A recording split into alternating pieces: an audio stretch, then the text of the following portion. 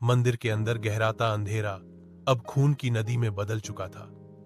चारों भूत फिर से प्रकट हुए, लेकिन इस बार उनका रूप किसी दुःस्वप्न से भी ज्यादा भयानक था। योद्धा की आत्मा के शरीर से लोहे की जंजीरें लटक रही थीं। हर कदम पर वे जमीन पर घिसटती और चिंगारियां छोड़ती।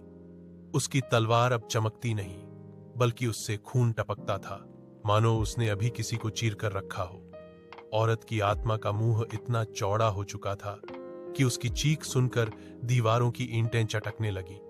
उसकी आंखों से सिर्फ काली राख बह रही थी और हर सांस में जहरीली हवा फैल रही थी। बालक अब रोता नहीं था। उसकी हंसी में सैकड़ों बच्चों की मौत की कराह शामिल थी। उसका छोटा सा शरीर हड्डियों से भरा हुआ और उसकी परछाई इतनी लंबी हो चुकी थी कि मंदिर की छत तक पहुंच गई। साधु की आत्मा अब अग्नि का रूप लेकर खड़ी थी। उसकी जटाओं से ज्वालाएं उठ रही थीं और उसके चारों ओर मंत्रों की गूंज इतनी प्रचंड थी कि यक्षिणी कुछ क्षण के लिए पीछे हट गई। लेकिन यक्षिणी भी रुकने वाली नहीं थी।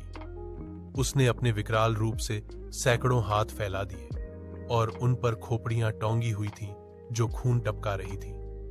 उसकी हंसी ने हवा को चीर दिया और कहा, तुम सब मेरी शिकार हो, तुम्हारा अस्तित्व ही मेरी भूख है। चारों आत्माएं एक साथ उस पर झपटी। योद्धा ने तलवार उसकी छाती में घोंप दी। औरत ने उसकी आंखें नोचने की कोशिश की। बालक ने अपनी नुकीली हड्डियों से उसका चेहरा चीर डाला और साधु ने मंत्रों की ज्वाला से उसे आग में घेर लिया। यक्षिणी दर्द से चीख उठी, लेकिन उसकी आंखों में अब भी पागलपन की चमक थी। उसने एक झटके में अपनी भुजाओं से सबको पीछे फेंक दिया।